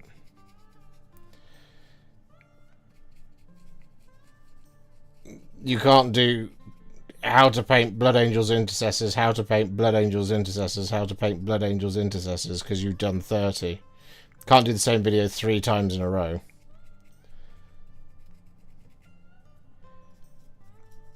And also, it's not like I'm going to change the recipe either, you know. So once you've done it once, if you're trying to army paint, it don't work.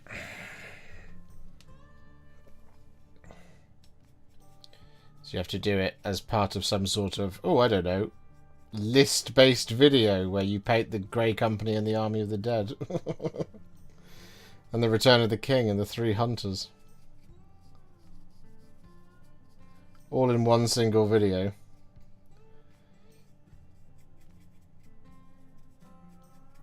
Because otherwise, if you do Contrast Plus how to paint King of the Dead, Contrast Plus how to paint Rider of the Dead, for example, over and over and over again, those videos just go straight into the toilet.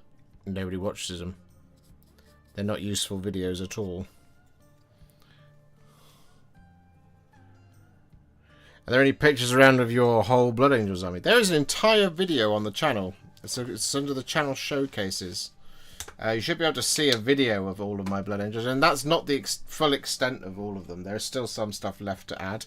But we are at the point in my house where I can't do those types of videos because there isn't enough room to get all the models out.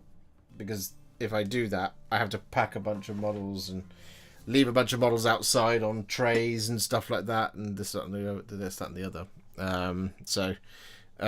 It's not conducive to making those types of videos. So there's 2 videos if you want to go and see like parts of my collection. There's the Grand Army of Chaos, and there is Behold My Blood Angels, I believe is what the video is called. Right, we now take some Valhalla and Blizzard. How do we apply that? Well, basically what I do is I take it on my little stick and I apply it almost as like a sideways dry brush, like this, with a stick. So it's quite flat to the ground. Is how I apply Valhalla and Blizzard, which gives you that kind of consistency. Don't need very much on the stick at all. And we just let this, not placing it, we're sort of scraping it on and letting the texture paint just grab what it can of the Valhalla Blizzard. Like I said, this is not like a snowy. It's not like a snowy base. This is a base that has had nuclear fallout. It's suffering from sort of ash and radiation falling from the sky. It's kind of what the intention is behind it, at least. So it's got to be quite a subtle little snowing like that. That's the technique for doing it. Normally you would just go in and just like place it, but this is Valhalla Blizzard. And like I said, we just turn to the side. And almost just, like I said, just dry stick it. Rather than trying and placing it on. That's how you get that effect.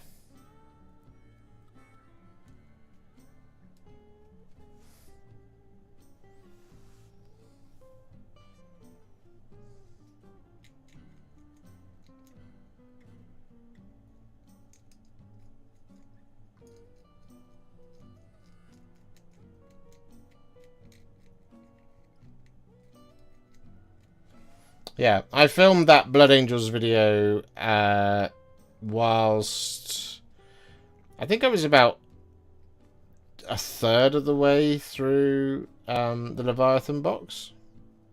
So that's a 3-year-old video.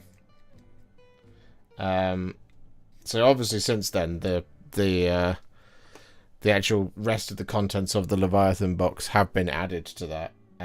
There's also been Asterath and sorry. There's also been another Asterath and another Lematis and another Sanguinor and 3 more Sanguinary Guards. They've gone into it. Some JPIs. I did some of them for when they came out. So yeah, there's been a couple of extra additions. And I don't know if I'm going to do this next box. If Games Workshop sends it to me, I don't know if I'm going to do this next box as Blood Angels. I've already got so many Blood Angels.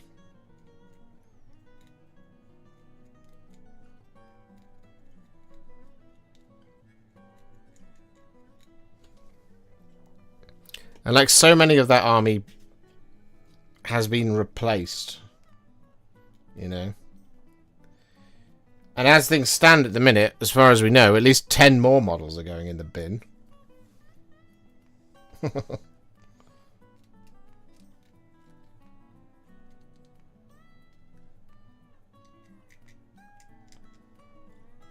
My Vanguard veterans.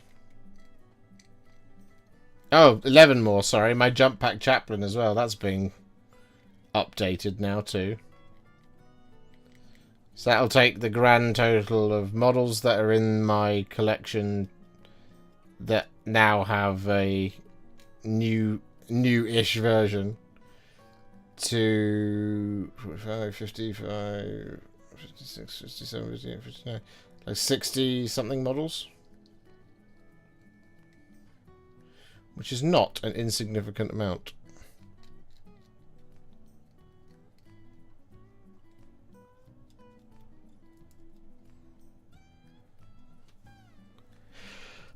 Four.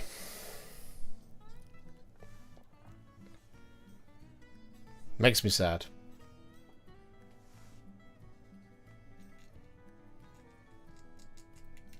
Good job I never did any Blood Angel, any Death Company Dreadnoughts, isn't it? Just the Librarian Dreadnought.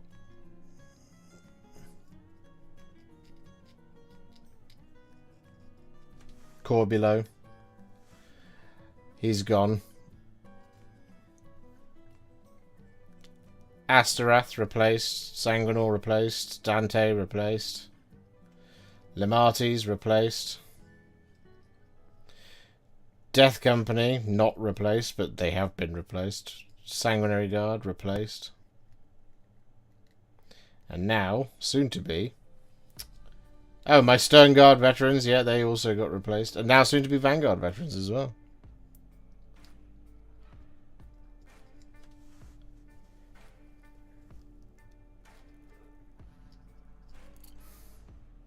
And I basically just refuse to do it. Do you go through phases of motivation and how do you deal with them? I have loads to paint but really struggling to find the motivation. Oh yeah, all the time, Ross. I've been going through it the last couple of... I was talking about this on, I think it was Monday, or it was a week ago Monday. It was a little while ago. Maybe it was just before the Adepticon preview stream. But yeah, I was going through it then. I was in full I don't want to be here anymore mode. Now, I'm a slightly different use case to a lot of you guys, because this is my job. So if I don't do it, we don't eat. You know? But I can't pay the rent. I can't pay my way in this world. So, realistically, I just have to, just get on with it. So, even when I don't want to, I have to do it. Now, that's not something you guys have to do. The thing to remember is that what it is it's a hobby. You don't have to do anything. You can leave it for as long as you like and come back to it whenever you like, and you don't have to do it. In fact, the best thing to do is to step away if you're not feeling like it. Don't force yourself to go through it. Because if you force yourself to go through it, you'll start to resent it, and you don't want to start to resent it. So instead, step away, do something hobby adjacent, is often what I say. If there's a particular thing, like if you're wanting to paint like the old world stuff, I'd say go and watch some old sort of like fantasy based movies, stuff like that. That just kind of keep you plugged into the sort of the space, but it might motivate you to be like, wow, I love watching this thing about dragons. I'm going to go paint my dragon, for example. But also just, crucially, just don't force it. You don't have to force it. Don't be like Josh.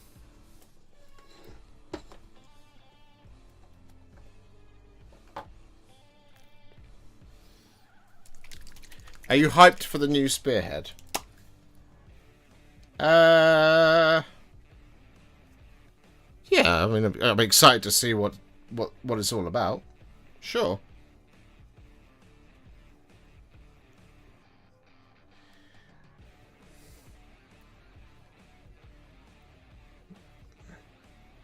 I think, like I was alluding to earlier, I've been struggling with motivation up and down for a couple of months. And, like, getting excited for toys is something that it's like, oh yeah, that'll be fun to paint. And that's kind of like the limit as far as it goes, at the moment. That's all the space that my brain allows me to feel about these things at the minute. And if it won't be fun to paint, then it's like, but it's necessary to paint. Do you see what I mean? Because it's my job.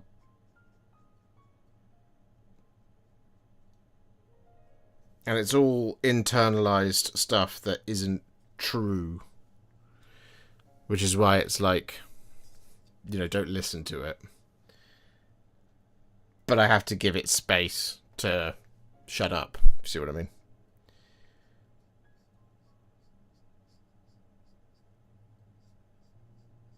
But yeah. It'll be a cool box. Spearhead is a fantastic way to play the game. Thoroughly recommend. Hopefully it doesn't change things too much and make it an unfun way to play the game, although it would have to be pretty drastically strange and different to make something like that happen. Which I seriously doubt that it will.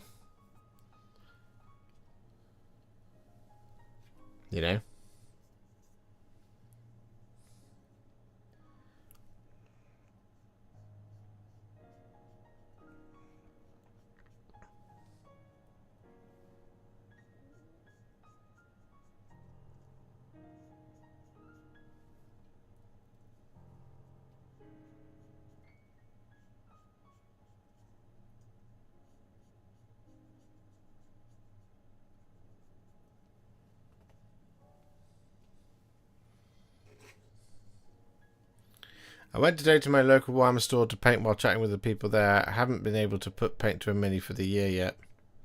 That's also good. Surround yourself with folks that are excited. You can get other people's excitement to replace your own. You can feed off of that. It's like the energy from a crowd. Like, you know, like some of the best gigs or something that you'll ever go to won't necessarily be because it's the best venue or because it's the best sound quality or even because it's the best band or the best performance that that band could possibly put on. But it might be an incredible crowd. And that excitement and that passion and that love for that thing you're all there united to go and see and be a part of is enough to push it to be one of the best gigs you've ever been to. You know? And that's ultimately what it is.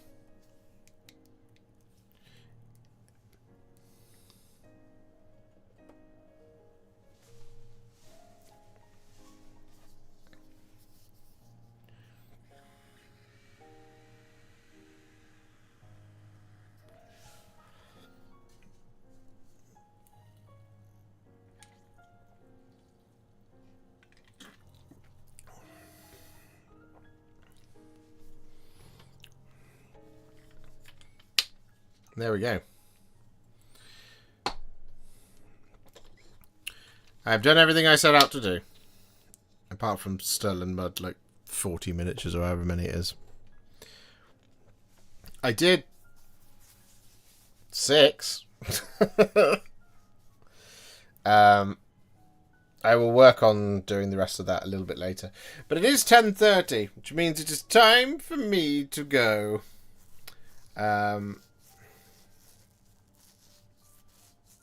How many models is this total? 1, 2, 3, 4, 5, 6, 7, 8. Well, hang on. No, I did 7. I knew it. I knew there was one I was missing. It's 1, 2, and 3. Plus him is 4. Plus him is 5. Plus... that's 5. 6, 7, 8, 9, 10, 11, 12... What am I doing? I can't count. Oh, God. 10 Warriors of the Dead plus 12 Rangers is 22. Plus 2 Heralds is 24. Plus a banner and a horse is 26. King, 27. 3 Hunters, 30. 35? 35? 35 models.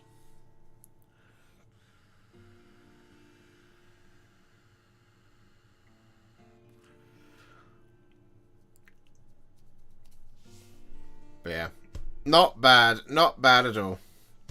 But our Blood Angels are done, and we finished 3 armies tonight, apart from the basing. But I will get to it.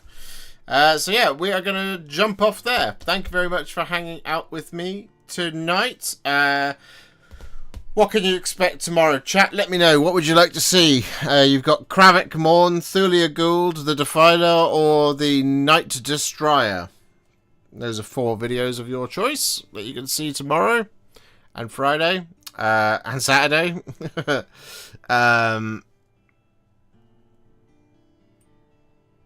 Yeah, just let me know.